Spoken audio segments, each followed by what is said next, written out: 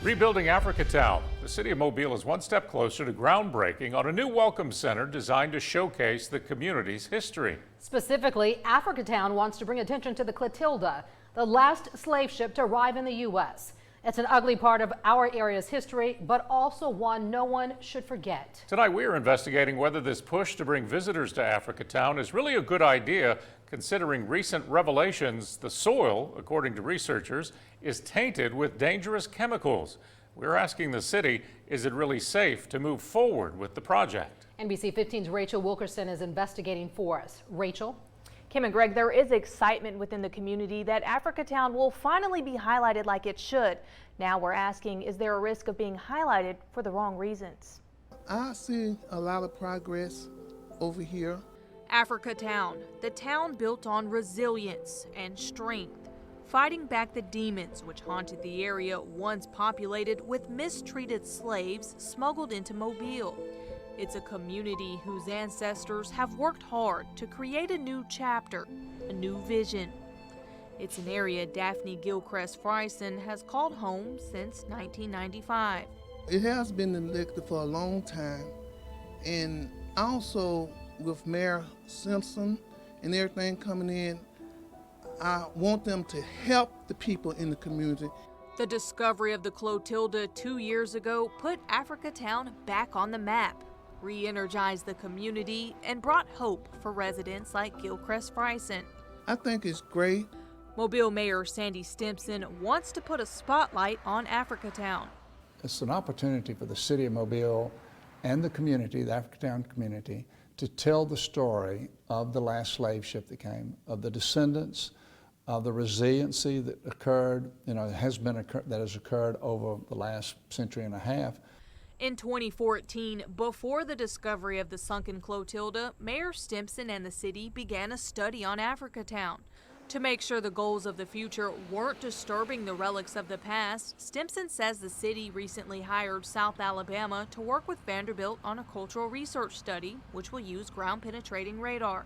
There have been thoughts that maybe in the past that people had been buried there, or that maybe it wasn't suitable for a welcome center. 3 years later, another study. This one conducted by the University of South Alabama base Beheth Scientific Research Institute revealed another issue. The soil in the community, the research found, is a hazard to people's health. Toxicity levels were 300 to 3,000 times the amount deemed safe by the World Health Organization. So we have a problem on our hands. The soil, according to the research, is tainted with chemicals from the now closed international paper, TCDF and TCDD. NBC 15 first brought this study to light last week after a lawsuit was filed and settlement was reached last year between the paper company and roughly 1,000 residents, many of who claim the toxic chemicals caused health problems, even led to deaths. Though it's settled, International Paper tells us it denies the allegations that it caused the illnesses, but felt it was in its best interest to settle. And with the city now poised to build a welcome center attracting thousands of visitors, what is the city doing to make sure that it's safe? Well, that's just what I've said. I mean, I'm not familiar with the study that you're referring to, but by doing what we're doing with South Alabama and Vanderbilt, we feel like that we can challenge or certainly put to bed any of those accusations that have been made. The city was recently awarded a nearly $300,000 Brownsfield grant by the Environmental Protection Agency. That money will be spent over a 3-year period on yet another study, this one to re-examine potential hazardous properties. Mayor Stimpson says 7 sites in Africatown, including the Welcome Center area, will be assessed.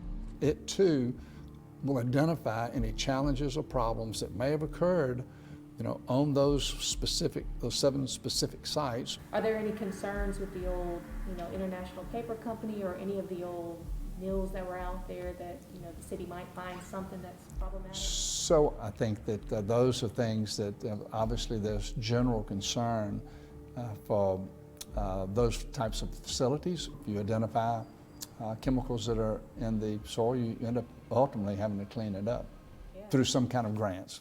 Mayor Stimpson assures the community the city is taking the proper precautions to make Africatown safe. the city is very interested. I mean, it's one of our top priorities is try to support the community in getting the outcome that is the result of a collaborative effort so that we can be proud of Africatown, be proud of the story that's going to be told. It's going to take all of us working together to make it happen. The city, the county, the community. So what's next for the project? The mayor says he will wait on the Brownsfield studies to be complete before taking the next step on the Welcome Center. Greg?